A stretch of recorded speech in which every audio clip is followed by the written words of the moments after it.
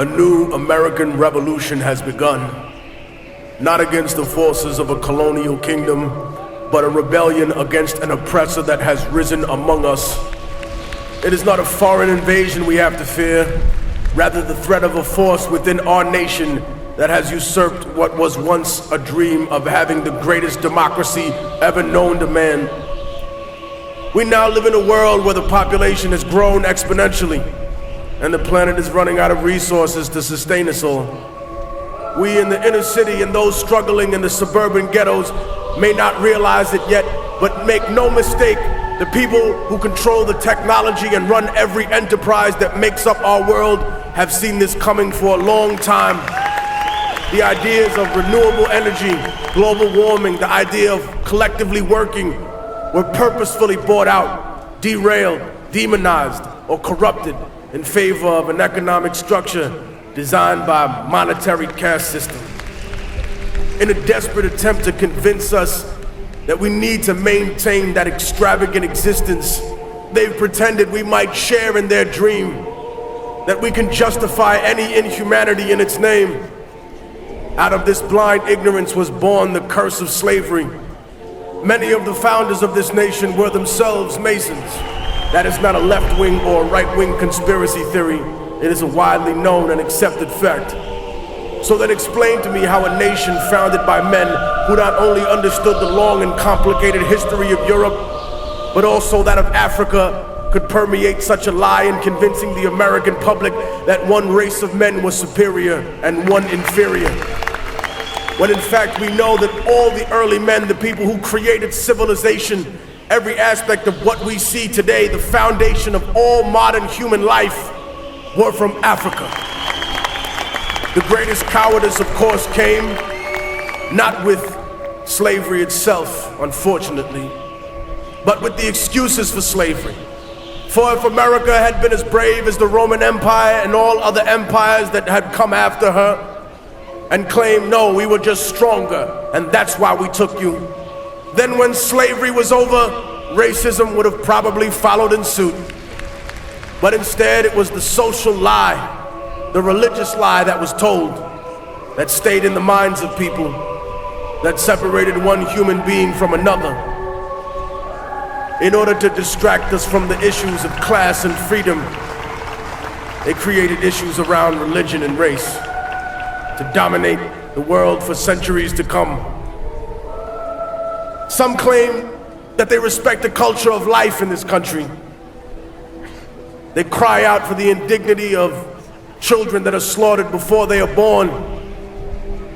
But God has not penetrated their souls, for they have no empathy, nothing in their cold hearts for the hundreds of thousands of lives we have taken in our wars overseas, for that which they call collateral damage, which are the burnt and damaged children of the world.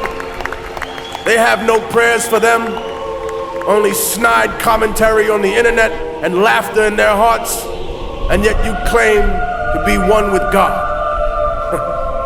We talk about immigration in this country. Might doesn't make right, ladies and gentlemen. It just makes right now.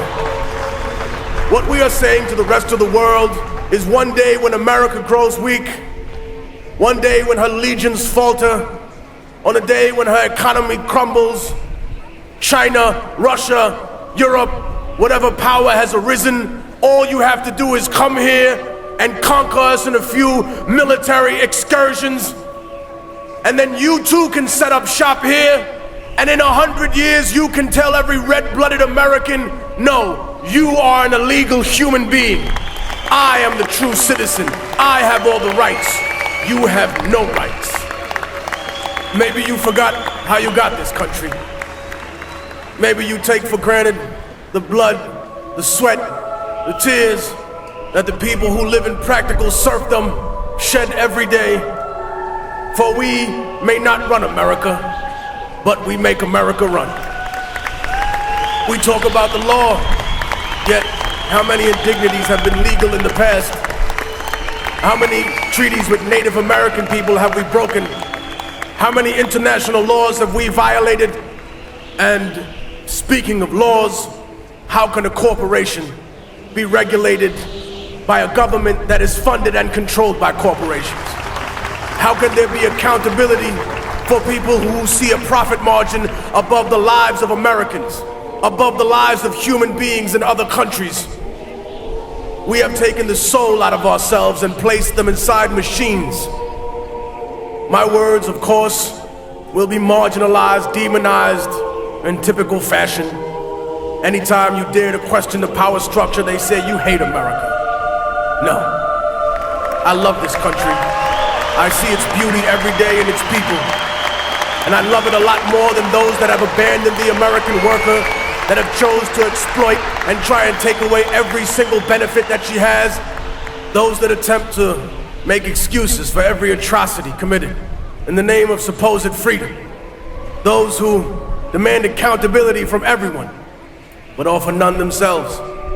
Who favor contracts over lives, who favor invasion and control over organic democracy overseas.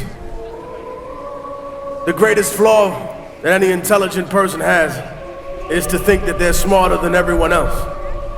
And so, as the government has planted its spies amongst us, we have planted our spies among them. They have infiltrated every branch of the American government.